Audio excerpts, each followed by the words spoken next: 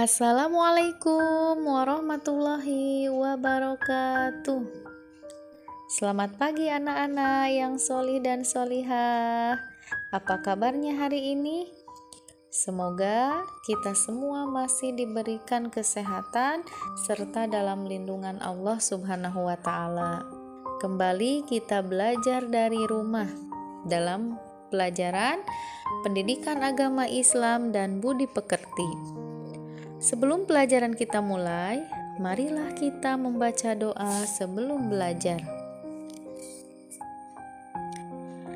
Anak-anak, minggu kemarin kita belajar tentang cara membaca surat Al-Kautsar.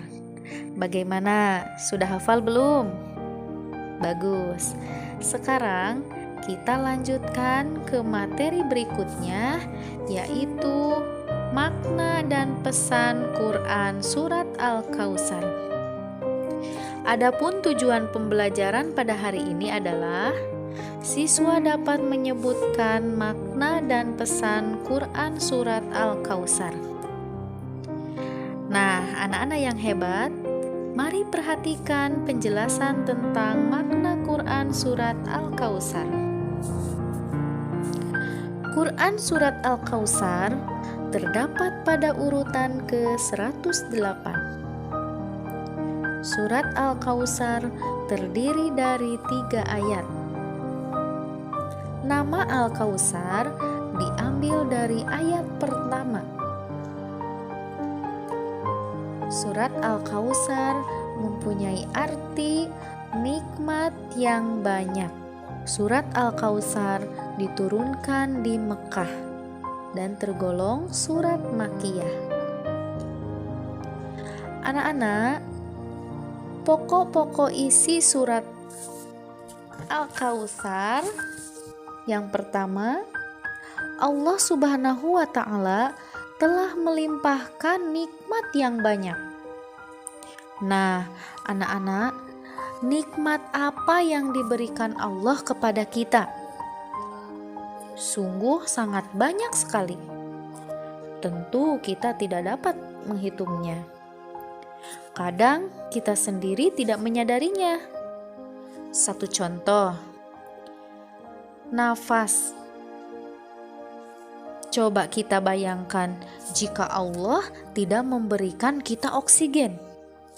Kira-kira kita bisa hidup?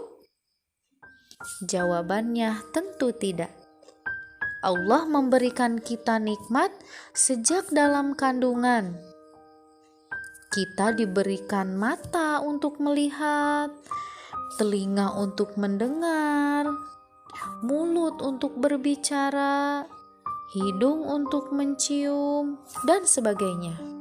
Semuanya nikmat yang diberikan oleh Allah Subhanahu wa Ta'ala. Pokok isi kandungan yang kedua adalah perintah Allah Subhanahu wa Ta'ala untuk mendirikan sholat dan berkurban. Ayo, berapa kali kita sholat sehari semalam? Betul, 5 kali.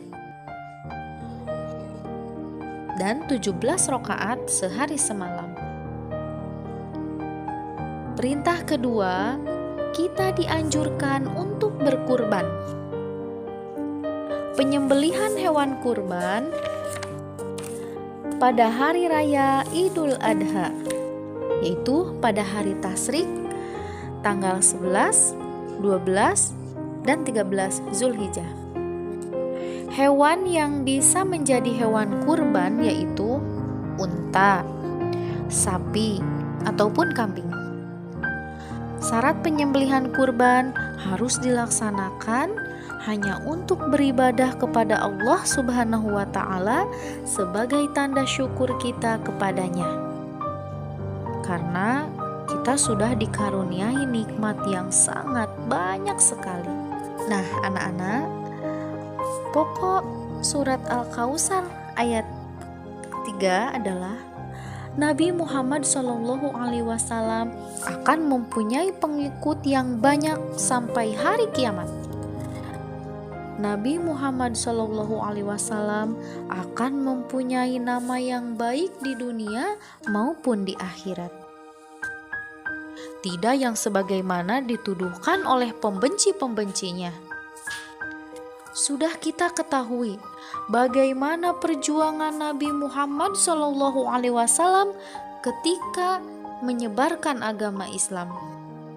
Mulai dari dicaci, dimaki, bahkan oleh keluarganya sendiri, yaitu pamannya yang bernama Abu Thalib dan Abu Jahal. Namun Nabi Muhammad SAW tetap sabar, dan hasilnya kita lihat pada hari ini umat Islam adalah komunitas terbesar di dunia. Nah, anak-anak, poin yang harus diingat dari pembelajaran hari ini adalah yang pertama, sumber kebaikan atau kenikmatan adalah Allah Subhanahu wa Ta'ala. Yang kedua, Allah berjanji akan menganugerahi kebaikan kepada Nabi Muhammad SAW dan umatnya secara umum, baik di dunia maupun di akhirat. Yang ketiga, orang beriman dijanjikan minum di telaga Kautsar. Keempat, adanya anjuran melaksanakan sholat, karena sholat merupakan ibadah yang akan pertama kali dihisab atau dihitung pada hari kiamat. Yang kelima, anjuran untuk rela berkurban sebagai bentuk kepedulian seseorang kepada orang lain. Yang keenam, tidak ada kesuksesan tanpa diiringi pengorbanan yang tulus. Ketujuh, mensyukuri nikmat alam Indonesia yang kaya dan melimpah. Oleh karena itu, kita harus mensyukurinya. Anak-anak yang solih dan solihah, demikianlah penjelasan materi pelajaran hari ini. Selanjutnya adalah evaluasi dari pembelajaran ini. Tujuannya untuk mengukur kemampuan kalian dalam memahami materi ini.